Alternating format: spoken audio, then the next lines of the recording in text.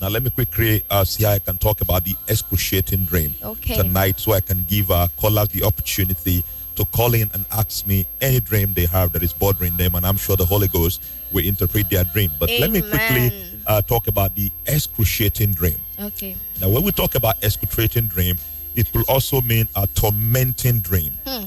Now, the word excruciating is an exhibition of pain. That is, you wake up in a dream and you find that you are pained, you are afflicted, you are troubled, you are worried. Now, I believe there are times that people sleep and wake up with a dream that scared them. Exactly. Yeah, a dream that is horrific. In other words, terrifying.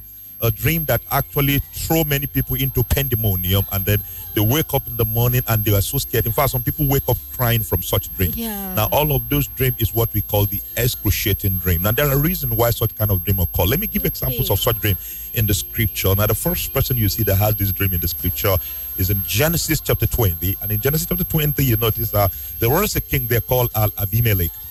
Now, Abimelech has such a dream. You know, when Abraham came to the city of Gerar, and Abimelech decided to pick the wife of Abraham, Sarah, unknown to him that actually she was his wife, because Abraham said she was my sister, for the fear of the hostility of the land, that they might actually kill him.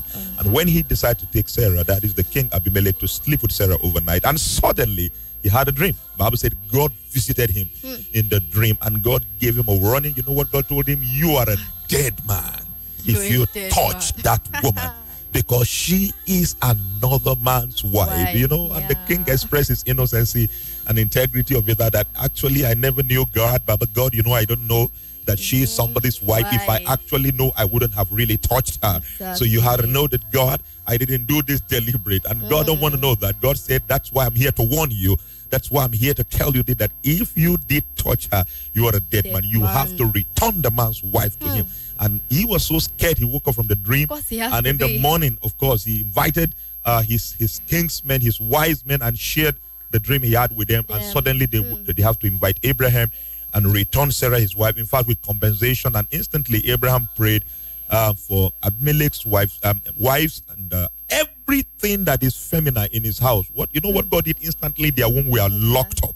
So he has to pray and break the yoke of barrenness instantly. That's the first case in the Bible where we saw what we call excruciating dream, a dream that is horrific and tormenting to that king there, Abimelech. Now, let me talk about the second one. The second one actually happened in the book of Matthew, Matthew 27 and verse 19. And we had a Pilate. Now, Pilate, when Jesus was handed over to him, that is for his case, that he was persecuted. And then Jesus now, the Bible said the king recognized that these people actually handed over Jesus because they envied him. And you know what?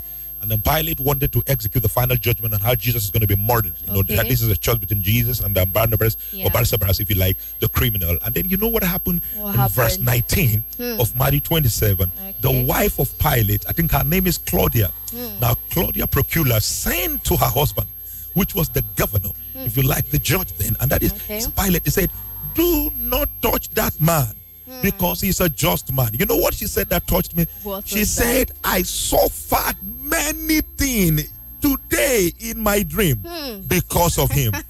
Now, I suffered many things in my dream because of him. He said, do not touch that man because he's a just man. And even though her husband will not yield to that advice, he still went ahead and persecuted Jesus and handed him over for execution. But you know what? That woman's statement touched me a lot. I suffered many things. That is exactly what is happening to many people today, suffering many things in their dream. That is what is called excruciating. The word suffering many things in our dream there means I was tormented in my dream for the sake of that man in your custody, because he's a just man. And I got a secret there, which I'll talk about a few minutes later. But let me say this.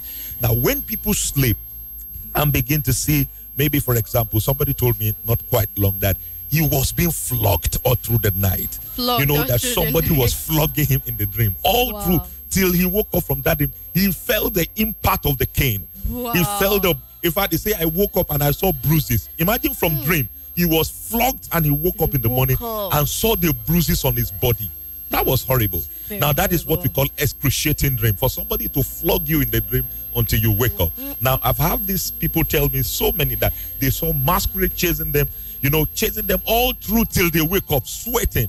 You know, somebody told me that, in fact, in that dream, he saw how he was lifted and then by one huge man and thrown into the river. He said, Pastor, I woke up, I felt the impact. I was so scared. Wow. The woman also told me that, Pastor, in the dream, I was weeping till I woke up, and literally tears were all over her face. Now, all this kind of dream are what we call excruciating dream. The dream you wake up with impact of pain all over you. I mean, maybe sometimes you dream and you see that somebody died around you, and then you are crying in that dream, and you, at the time you wake up crying. Now, these are excruciating dreams. Now, certain things actually cause this kind of dream. Now, someone also told me that in his dream he saw where they were slaughtering him. In fact, piecing all parts of his body, trying to butcher him. I mean, he said, I was seeing how they were slaughtering me in that dream. Till I woke up, and Pastor, I felt the impact of that dream as though literally they slaughtered me. And you see, these are what we call excruciating dream, horrific dream, fearful dream that scared you, that you feel the impact negatively upon you till the time you wake up. Now, what makes people have such kind of dream? I want to pass a warning. Now, when you begin to sleep and you have a dream where you are being beaten in that dream, chased by masquerade all through your dream, or you were being flogged, or you are being stabbed with a knife. Oh no, a man even told me his own that he saw that somebody was feeding him forcefully with a meat. And he was crying, trying to resist that meat, but he couldn't resist the meat.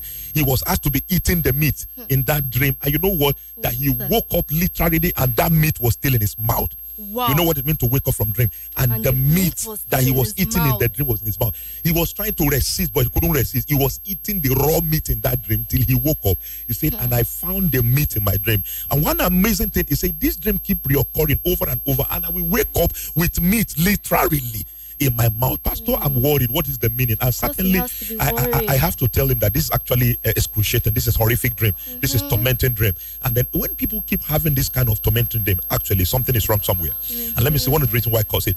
Now, anytime maybe you betray someone, you are likely to suffer this kind of dream. Now, remember the Bible said there is no peace or rest for the wicked. Now, anytime people subscribe to wickedness, they live a life of wickedness, brutality, they are going to experience such kind of dream, horrific dream. Remember, Abimelech touched something he was not given. He tried to touch Abraham's wife, and that is the reason why God came to terrify him in that dream. Now, when people do all kind of obnoxious things, when people do evil things, when people do cruel things, what happened in their dream? They experience excruciating dream. They experience horrific dream. One of the consequences of evil is that it gives rise to evil dream. How can somebody be doing evil? You are betraying people. You are sabotaging people's effort, and you think you will sleep and have a good dream. It doesn't happen. Now, when you always have horrible dream, horrific dream, now the first thing I recommend is begin to check the kind of life you live. It's possible you have betrayed people, like some of those guys that betray ladies. There is no way you will sleep and not be having horrible dreams. In fact, the guy that said they were flogging him, you know what the Holy Spirit revealed to me about him? I had to tell him, I said, I guess you betrayed someone.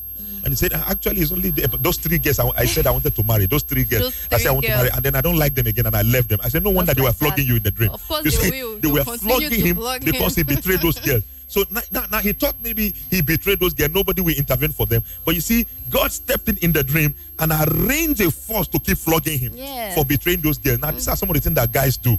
Now, let me warn guys here, those guys that deliberately betray girls. Now, there is no way you will sleep and you will not be flogged. There is no way you will sleep and you will not see yourself in the river. There is no way you will sleep and you will not see fire burning all over you because you have betrayed somebody. Now, the same thing, anyone who subscribes to betrayal, there is no way you will not find yourself having excruciating dream. So I want to warn people to be careful. The kind of evil they do. Now those who go into money ritual. Now I've seen a man who come to me who told me the kind of thing he did. You know, money rituals and all kind of stuff. And he told me that anytime he sleeps, he see himself a mad woman chasing him in that dream. Mad. He says, since I did that thing, I never find it easy to sleep. And that is one of the things I want people to know. Don't let anybody deceive you and say, go for money ritual, you get money. The truth is that you will never find it easy in your sleep. You'll never be able to rest. You must see either a mad woman chasing you, or a bull chasing you, or a dead man chasing you. You know, all kind of evil come because you lay your hand on evil. That's why I'm trying to caution people to be careful. The dreams you have is not far from the life you live. People must be careful their lifestyle so they can escape this excruciating dream. So excruciating dream is usually a byproduct. It's an aftermath of evil lifestyle, horrible lifestyle. So if people can be careful the kind of life they live, I'm sure they will escape this kind of dream. Remember the woman I talked about also, the wife of Pilate, Claudia. She warned her husband. She said, don't touch that just man because I suffer many things in my dream. Why did she have that kind of of terrible dream because her husband is there touching somebody. Yeah. So the same thing, I think this is a warning also here to some men who chase after people's wife. When you try to follow another person's wife, just get ready. That horrible thing will come to you in your dream. Now, when you are chasing somebody's wife or chasing somebody's woman, those girls or ladies who go after people's husband also has to be careful. Yeah. There is no way you will sleep and find your sleep comfortable when you are going after another woman's husband. Remember, such a woman will be praying against you. Remember, such a woman will be fighting you in the spirit. And as long as she's praying in the spirit, you cannot have a good dream. You will surely see somebody stabbing you, or you will see yourself being thrown in fire, just like somebody told me that he saw that his hands and legs were tied and he was thrown into fire. Now, all of this kind of dream are as a result of the life that people live. So if you can live well, you will surely have good dream. But once you live a negative life, I'm talking about life of sin, life of evil, life of brutality, get ready for excruciating dream. So excruciating dream is not for God's children. It's for those who actually perpetuate wickedness and atrocities in society. So let me quickly give our callers opportunity to call me and ask me anything. Thank you. Hello. Hello, good evening. Good evening. Please, your name and where are you calling from? I'm Joy calling from Shobole. Okay, Joy, go ahead. Pastor is listening to you. Hello, sir. Good evening, sir. Good evening, Joy. How are you? I'm fine, sir. All right, please go on straight. Let me hear your dream. Okay, sir. Sir, I had a dream that the number was given to me. A telephone number was given to me in my dream. Okay. So after the number has been given to me, I woke up. The person was asked to give the number. I don't know, but I just saw that the number was given to me. And when I woke up, I typed the number on my phone.